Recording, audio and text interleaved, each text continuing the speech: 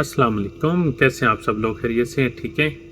आज एक ऐसी बीमारी का आपके साथ डिस्कस करूंगा और उसका ट्रीटमेंट भी बताऊंगा, जिसे जानते तो आप सब लोग होंगे, उसका ट्रीटमेंट भी करते हैं, लेकिन उसका ट्रीटमेंट प्रॉपर ड्यूरेशन के साथ और प्रॉपर मेडिकेशन और एहतियात के साथ करते नहीं हैं, जिससे ना सिर्फ आप मर्दाना कमज़ोरी का बल्कि अपने स्पर्म की ताकत को भी, उसकी मोटेलिटी और उसकी क्वालिटी को भी ख़राब कर देते हैं और साथ साथ आप अपने पार्टनर को भी वो बीमारी दे सकते हैं।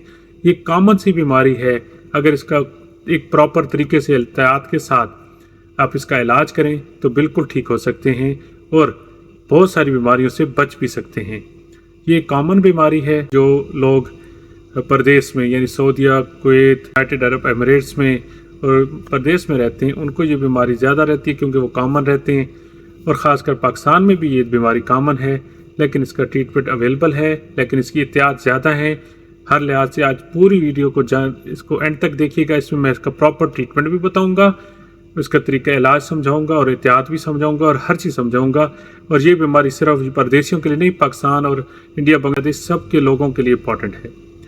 और जो लोग भी मेरे चैनल पर न्यू हैं उनसे रिक्वेस्ट है कि मेरे चैनल को सब्सक्राइब कर लें, क्योंकि आपको अथेंटिक और ओरिजिनल इन्फॉर्मेशन अबाउट डिजीज़ और उसके प्रोडक्ट्स के बारे में अगर इन्फॉर्मेशन चाहिए तो वो इस चैनल पे आपको मिलेंगी। तो चलते हैं आज के टॉपिक की तरफ। तो आज जो मैंने टॉपिक सेलेक्ट किया है और उसका ट्रीटमेंट आपसे भी डिस्कस करूंगा वो है हमारी फंगल इन्फेक्शन। और फंगल इन्फेक्शन कौन सी, जो हमारी स्पेसिफिक जो मर्दों की मखसूस यानी जगह होती है, लिंक्स के आसपास होती है या उसके ऊपर होती है, ठीक है, और उसको वो प्रॉपर ट्रीटमेंट नहीं करते, जिससे ना सिर्फ वो इरेक्टाइल डिस्फंक्शन का भी शिकार हो जाते हैं, उसके साथ साथ आपके स्पर्म की क्वालिटी, उसकी क्वालिटी, मॉर्फोलॉजी, सब कुछ बर्बाद कर बैठते हैं। इससे आपको कतरे यानी जिस तरह के मतलब डिस्चार्ज स्टार्ट हो जाता है, फंगल डिस्चार्ज स्टार्ट हो जाता है, जिससे आपको वीकनेस आती है, आपकी इरेक्टाइल डिस्फंक्शनिंग हो जाती है। ये सारे मसाइल इसकी वजह से आते हैं। लेकिन ये हर किसी को पता है कि मुझे ये मसला है, उसका ट्रीटमेंट के लिए स्किन स्पेशलिस्ट के पास जाएंगे भी सही, ट्रीटमेंट लेंगे लेकिन एहतियात नहीं करेंगे। तो आज इस बीमारी का वजह, उसकी जो रीजंस हैं वो भी बताऊंगा, इसका ट्रीटमेंट भी बताऊंगा और एहतियात भी बताऊंगा। तो stay tune with me please. इस वीडियो को मैं इंतहाई सादा अल्फाज में रखूंगा कि फंगल इन्फेक्शन की बहुत सारी किस्में, कुछ की मैं पिक्चर्स शेयर करूंगा, खासकर मैं अपने मखसूस टॉपिक की तरफ रहूंगा।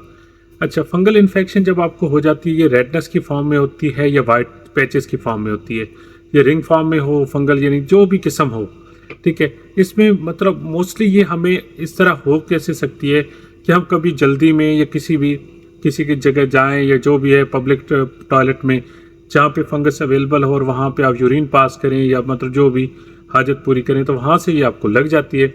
ये आहिस्ता आहिस्ता आपको ये डेवलप करती है। और जो फंगस है आपके जिस एरिया में लग जाए, अगर उसको मीडिया मिल जाए पानी का, वाटर का, तो उसकी ग्रोथ बढ़ती रहती है।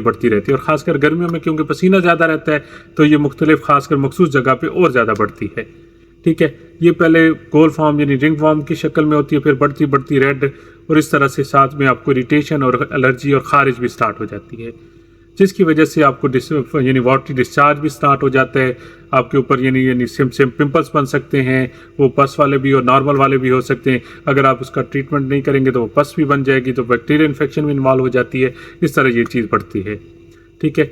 होने को इसकी मेन काजेटिव एजेंट फंगस ही है, और फंगस कहाँ से लगती है वो भी मैंने, और ख़ासकर देहातों में आप लोग कच्चे में जाके जब यूरिन पास करते हैं तो वहाँ से भी पॉसिबिलिटी होती है। अब हम इसके ट्रीटमेंट की बात करते हैं। इसका ट्रीटमेंट थोड़ा लॉन्ग होता है, लेकिन इसमें 2 ट्रीटमेंट होते हैं। लेकिन मैं हमेशा सजेस्ट करूँगा कि फंगीसाइडल यानी जो फंगस को हमेशा के लिए ख़त्म करे वो ट्रीटमेंट चूज़ किया करें। इसमें एक फंगीसाइटिस होता है जो आपकी फंगस की ग्रोथ को थोड़ी देर स्टैट करता है, यानी रोक देता है, फिर दोबारा। इसी वजह से कई लोग ये ट्रीटमेंट लेते हैं 3 महीने 4 महीने, जैसे ही छोड़ते हैं दोबारा हो जाती है। इस वजह से वो फिर इसको छोड़ देते हैं, जिससे वो अपना बहुत ज़्यादा नुकसान उठाते हैं।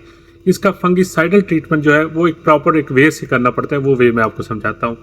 सबसे पहले आपने इसका एंटी फंगल सोप लेना है, जो आपका मखसूस एरिया उसको सुबह दोपहर शाम 3 दफ़ा उससे वॉश करना है।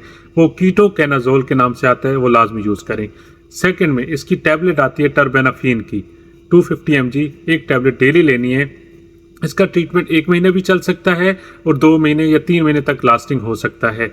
साथ में इसी तरह की टर्बेनाफिन लेमासिल के नाम के साथ भी आती है, और यूएई में सऊदी में लेमिफिन के नाम से भी क्रीम आती है। वो आपने क्रीम रोज़ाना आला तूल दिन में 2 बार यूज़ करनी है।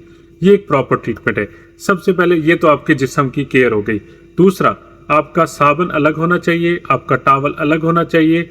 वॉशरूम को अच्छी तरह से आप क्लीन करेंगे, पार्ट से लेके फ्लोर तक, ताकि अगर कोई फंगस है तो वो ख़त्म हो जाए, ठीक है। और किसी से भी कोई चीज़ शेयर ना करें किसी हद तक भी, ताकि आप वाली, क्योंकि ये ट्रांसमिटेबल डिजीज़ मतलब होती है, एक से दूसरे को लगती है, ठीक है। इसलिए आप अपने जब भी मतलब वॉशरूम यूज़ करें उसको अच्छी तरह सफाई रखें ताकि दूसरों को नुकसान ना दें।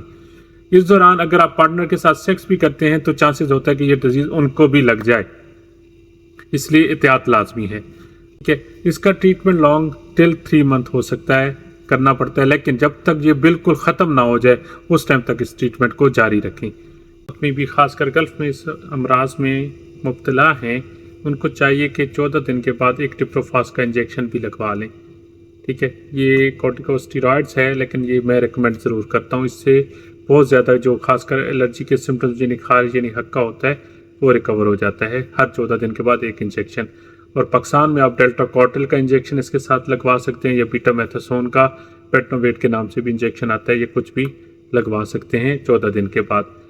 इस बीमारी का, फंगल इन्फेक्शन का कामिल ख़ात्मा ज़रूर करें, यानी जड़ से इसका ख़ात्मा करें, ताकि ये जो आपकी वाटरी डिस्चार्ज है, ये इस तरह की इन्फेक्शन है जो आप वाइफ में भी ट्रांसमिट कर देते हैं, ये इससे बचें। तो आज की टॉपिक एक नॉर्मल था, आज के दिन इसके बहुत ज़्यादा पेशेंट रिपोर्ट हुए, तो मैंने कहा क्यों ना आपके साथ इसको शेयर किया जाए। तो बहुत जल्द मिलते हैं आपके साथ एक नए टॉपिक के साथ। तो उम्मीद है कि आप मेरे साथ बने रहेंगे, और जितनी रिस्पेक्ट और इज़्ज़त आप लोग मुझे दे रहे हैं बहुत शुक्रिया आपका। अल्लाह हाफिज़।